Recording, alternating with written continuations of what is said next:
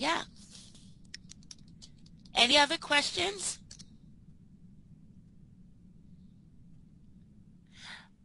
Okay. I'm going to read it one more time, and please listen, listen carefully, because then you're going to answer the questions. Echo and Narcissus, Part 1. We'll do Part 2 next week. Echo was a beautiful nymph, fond of the woods and hills, where she devoted herself to woodland sports. A nymph was a beautiful young divine spirit that loved to dance and sing and had the ability to animate nature. Echo was a favorite of Artemis, the goddess of the hunt, and she went with Artemis when Artemis hunted. But Echo had one bad habit. She loved to talk, and whether she was arguing with someone or just chatting, she always wanted to have the last word and to be the last one to talk. One day, the goddess Hera was looking for her husband, who she suspected was spending time with the nymphs. To give the nymphs time to escape Hera's search, Echo thought up a plan to distract Hera, to keep her from reaching the nymphs. When Hera discovered it, she condemned Echo in these words: "You will lose the ability to use that tongue with which you cheated me, except for that one purpose you are so fond of, reply. You will never again be able to start a conversation.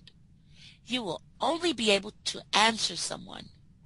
You will still have the last word, but no power to speak first."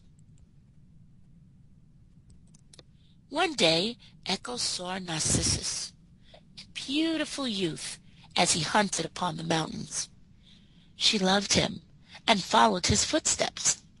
Oh, how she longed to talk to him in the softest voice and convince him to talk to her. But it was not in her power. She waited with impatience for him to speak first, and had her answer ready. One day, the youth, being separated from his companions, shouted aloud, "Who's here?" Echo replied, "Here." Narcissus looked around, but seeing no one, called out, "Come." Echo answered, "Come." As no one came, Narcissus called again, "Why do you shun me?" Echo asked the same question. Then Narcissus said, "Let us join one another." The nymph answered with all her heart in the same words, and went quickly to the spot where Narcissus was standing, ready to throw her arms about his neck. Narcissus quickly moved away from her, exclaiming, "Hands off! I would rather die than let you touch me." "Touch me," said she, but it was all in vain.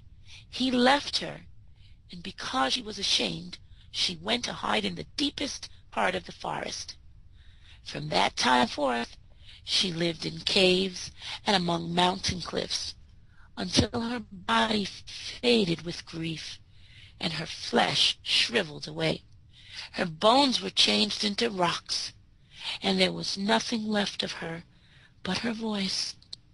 With that, she is still ready to reply to anyone who calls her, and keeps up her old habit of having the last word. Okay.